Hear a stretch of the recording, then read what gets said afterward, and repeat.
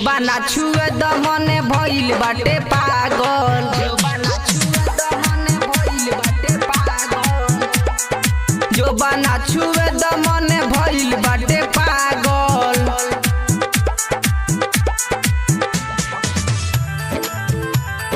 भइल बाटे पागल। भइल बाटे पागल। डीजे अमित तिवारी जोबाना छुए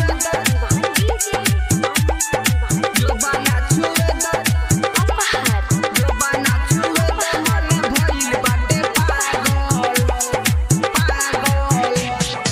लब लब करे कमरिया ले लो ये जान 2000 दिलवा तू हमरे के दीह बस जाना दिल के भीतरिया। बस जाना दिल के भीतरिया। लब लब करे कमरिया ले लो ये जान 2000 दिलवा तू हमरे के दीह बस जाना दिल के भीतरिया। जब जब बजावेलू तू पाव के छागल। जब जब बजावेलू तू पाव के छागल। जोबाना छुए दमने भइल बाटे पागल। जोबाना छुए दमने भइल बाटे पागल। सुनय जान तू तो हौ हमर मांगल। सुनय जान तू तो हौ हमर मांगल। जोबाना छुए दमने भइल बाटे पागल। जोबाना छुए दमने भइल बाटे पागल। जोबाना छुए दमने भइल बाटे पागल। भइल बाटे पागल। भइल बाटे पागल।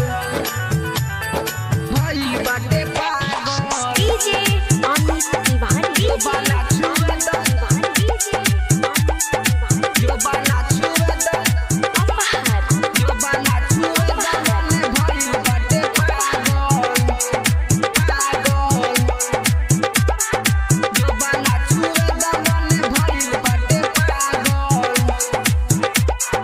पागल।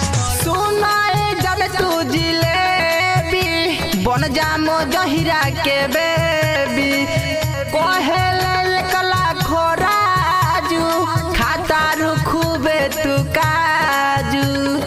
खातारू खूबे तू काजू। सुनाए जन तू जिलेबी बन जामो जहिरा के बेबी कहेले कला खोराजू खातारू खूब है तू काजू। जब जब बजावेलू तू पाव के छागल।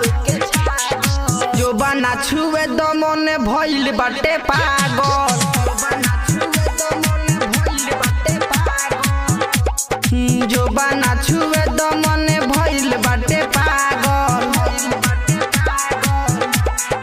सुनय जान तू तो हौ हमर महंगल। सुनय जान तू तो हौ हमर महंगल।